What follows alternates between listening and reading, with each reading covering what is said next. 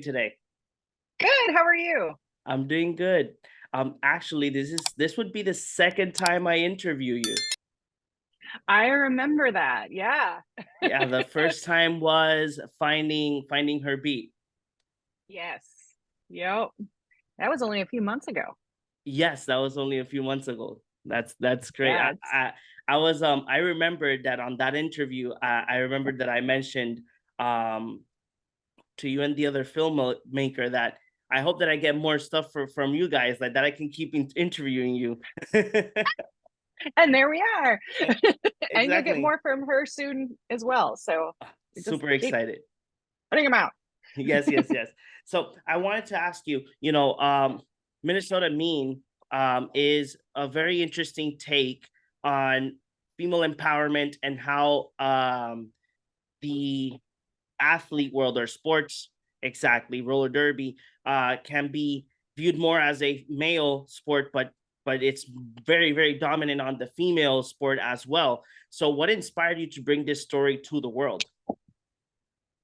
So a friend of mine joined the Minnesota Roller Derby and started skating under the name Bernasty. And initially, I was shocked and confused because I was like, that sounds painful. You're going to hurt yourself. She was 40. It seemed like a bad idea at the time to me. And then immediately, she was embraced by this powerful community and these women who would do anything for her and were I was just so drawn into this community of badass ladies who also would give their right arm for each other, and so there was an opportunity to actually to pitch a series with some streaming services, and they were looking for sports docs at that point. And so I was like, roller derby, I am there, I have got a community you want to see. And so I started pitching it as a series and was getting a lot of traction and started shooting and doing all the things. And then 3 months in, the world worked it as it did, and they passed. And I was like, I have got this amazing story here with these amazing characters, these people who were kind enough to open up their world to me and have these storylines that I want to follow to the end. So it did. I was like, y'all, it's not going to be a series, but I'm going to make a film, and if you're okay with it, we'll just keep going. And they were okay, and they were excited because I think that um, roller derby players are kind of accustomed to stories that are through the male lens, and so it's like, ooh, it's sexy. Look at the fishnets, um, and not kind of look at this crazy sport. But the reality is that it's this powerful community of really athletic, really strong women and non-binary players. And so I wanted to show a different view of what this sport really means to those who are playing it now. And the team wanted that as well. So here we are. Okay. Yeah, I completely agree because most of the sports out there are very male dominant, and not a lot of people know and see that there are actually the same sport or other sports that are dominated by females as well. So, Mhm. was it challenging for you to film in different locations as well, being the fact that the public is very unpredictable because most of the scenes that we see is on public places. So was it challenging, as well, the fact that you had to travel with them to different states? I think that as a documentary filmmaker, can't talk.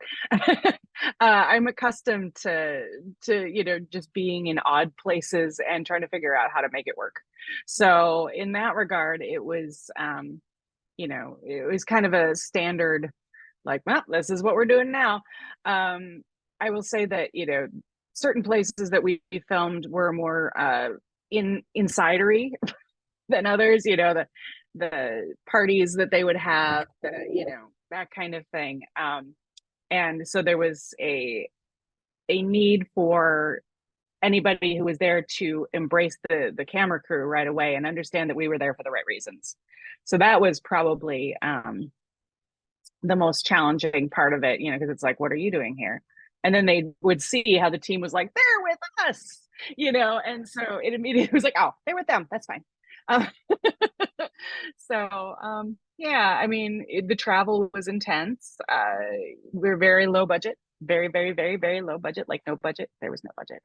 Uh, so we did what we could with no money and a lot of excitement and a lot of, you know, passion. And I think that that comes through in the film. Yeah, I actually did notice that there's a lot of shots that were, very shaky, but for my experience, it gave it more of a personal touch to it because it Mhm. feels like, you're just trying to like tell a story and bring it to the maximum, because there's most of the like cam shots that I saw that were shaky were mostly when the girls are playing. And it's interesting because you think that there's like a dolly or somebody in skates as well following them. And it feels more organic, and then make it give it a much more personal touch to it. So do you have any favorite But and moments? Uh-huh. oh, I was just going to say, I think that one of the fun things about shooting derby is that they allow for one or two cameras, depending on the bout. They will allow one or two cameras to cycle into the middle of the track. And so Okay. the stuff you can get from the middle of the track is amazing. They do that because Derby has a really strong culture of still photographers. So, there's a bunch of still photographers that are at every bout shooting like crazy. So we were just kind of taking that role and going into the center. And oh man, those, yeah, but because you're in the center of the game, you couldn't go in with a big tripod or with anything. It had to be handheld because you need to be able to jump out of the way if one of the players comes careening towards you with their skates. So Okay. yeah, it's a Do you have do you have any favorite moments while filming Minnesota Mean? um I think it's, either those moments where things were revealed that I wouldn't have expected the players to reveal on camera in front of us. I'm not going to reveal too much about it because I'm like, I want people to see it.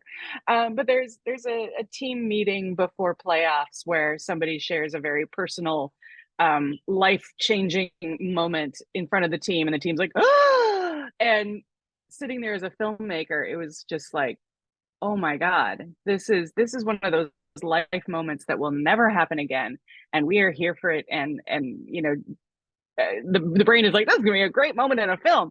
The heart is saying, I can't believe they were willing to do this with us here. Like that was beautiful. I think I also, the state fair was just fun, like going to the state fair and they're in the having to milk cows. Like that's good stuff. I That's just fun. Yeah.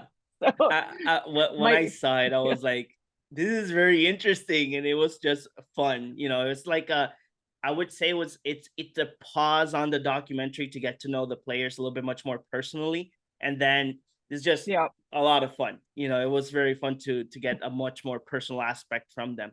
So, Yeah. you highlight a lot. I'm gonna make I have two questions that are basically the same, but Okay. I'm gonna make them to one. So you focus a lot in female empowerment. The girls are all talking about how this male dominant sport it exists, but when you go to the female side, you notice that it's a little bit much more dominant in the females section because they take it a little bit much more personal, and you see it throughout the film as well. You focus a lot on the culture behind roller derby and their lives. That's one of the things. So, do you feel that there was much more things that you wanted to highlight, even though you do see it in the film fully? But what would have you like to highlight those two aspects a little bit more? Oh, like what did Yeah, what the would I female have shot if empowerment. I could have? Exactly.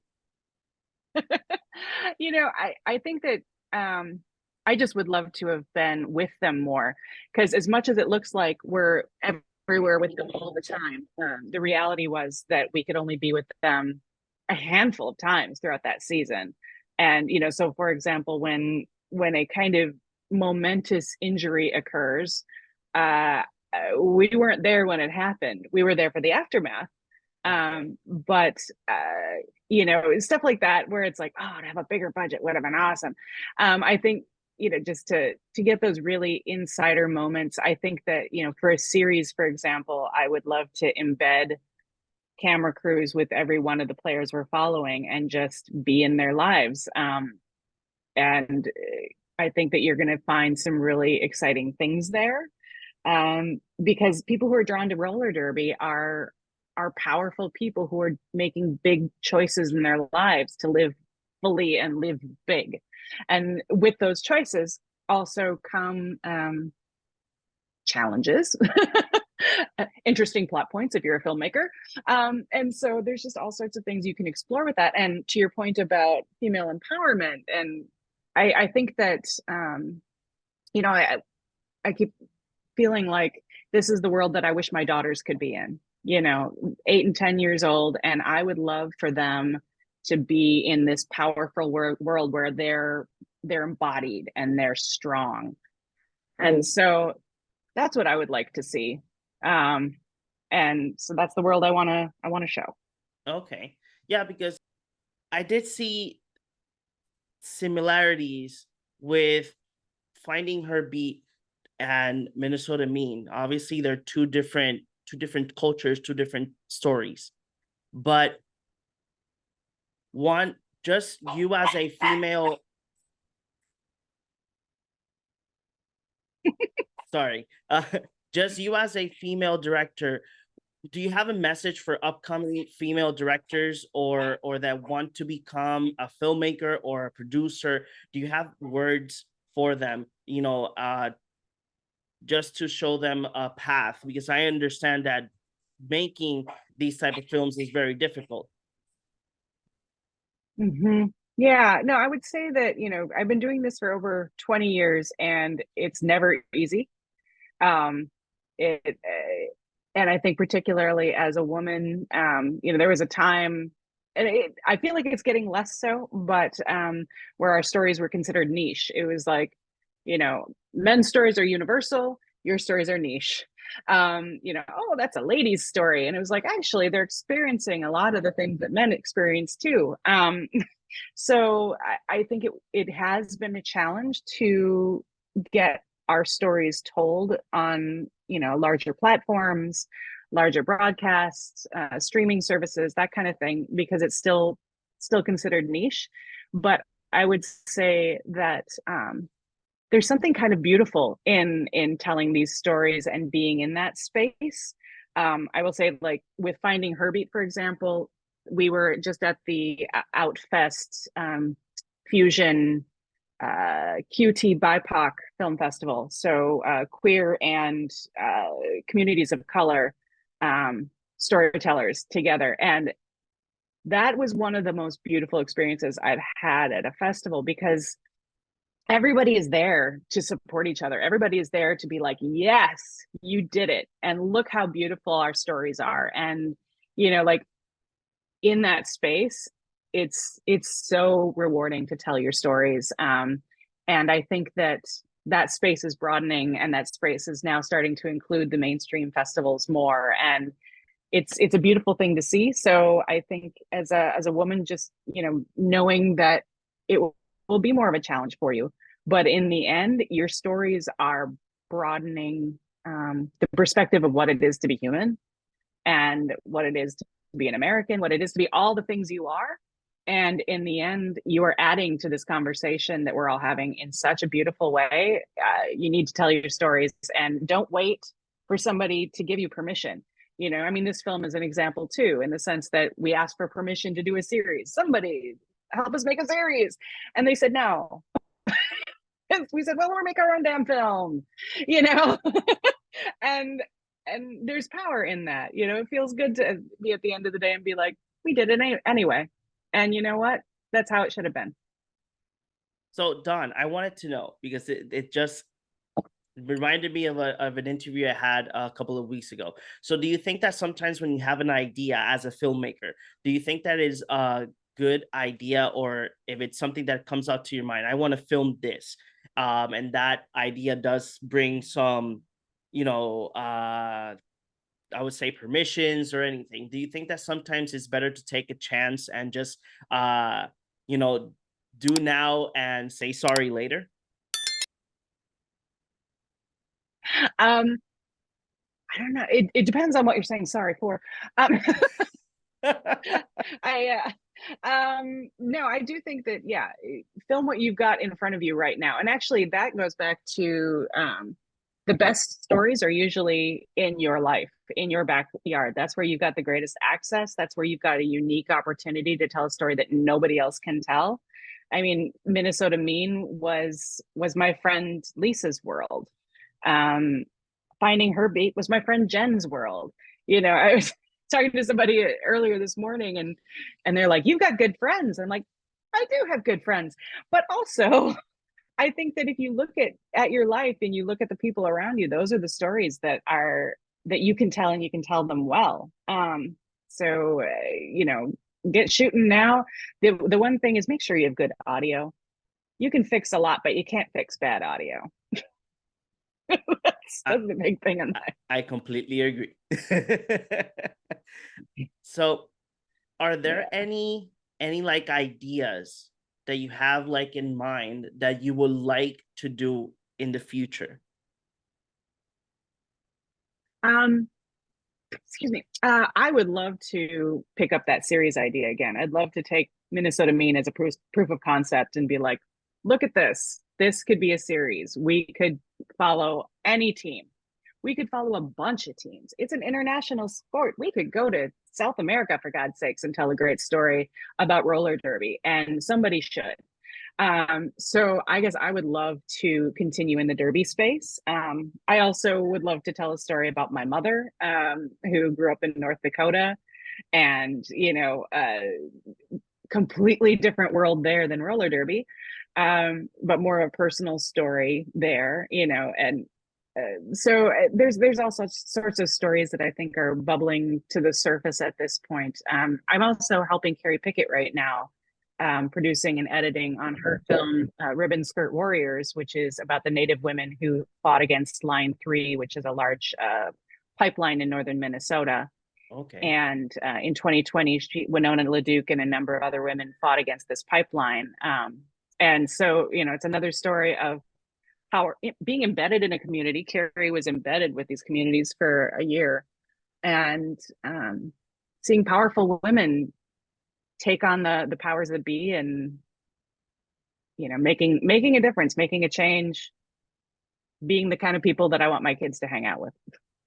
Do you think that Minnesota Mean will change people's perspectives or lives, at least for me personally, seeing how these athletes just sat down in front of a camera and express their personal lives, that I imagine that you as a filmmaker, when you were editing and you saw that how personal they went, I imagine that it shocked you in many of the stories that are in this film. Do you think that people, when they sit down and just enjoy the film and watch it, will it change their perspectives or their lives?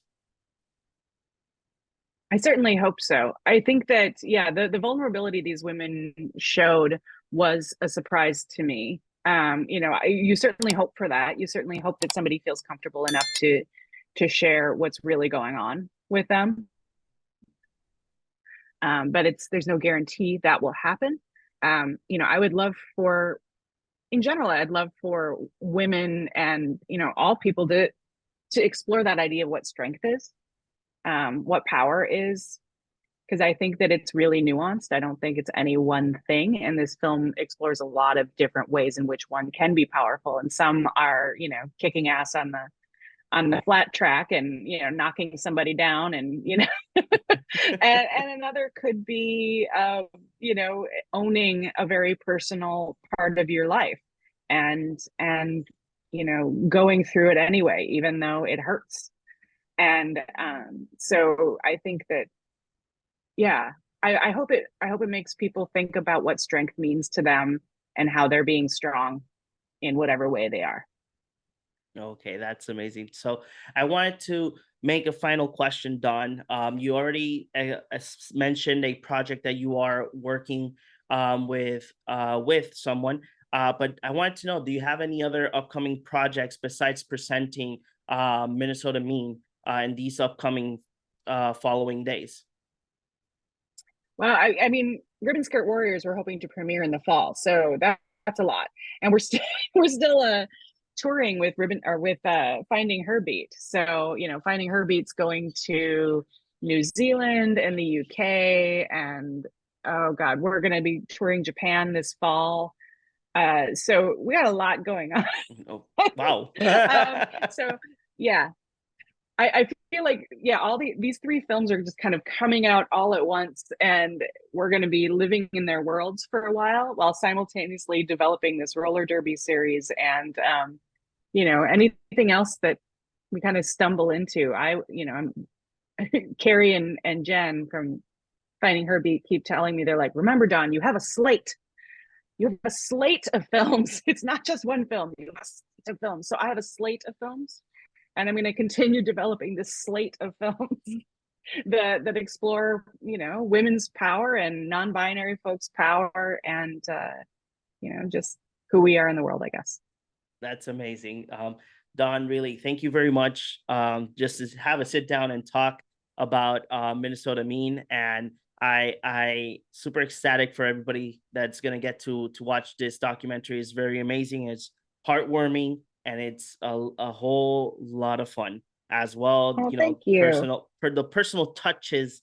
There are just touch you, and you just want to make a change for me at least. I was like, when I finished watching it, I was like, out of the door, I want to make a change.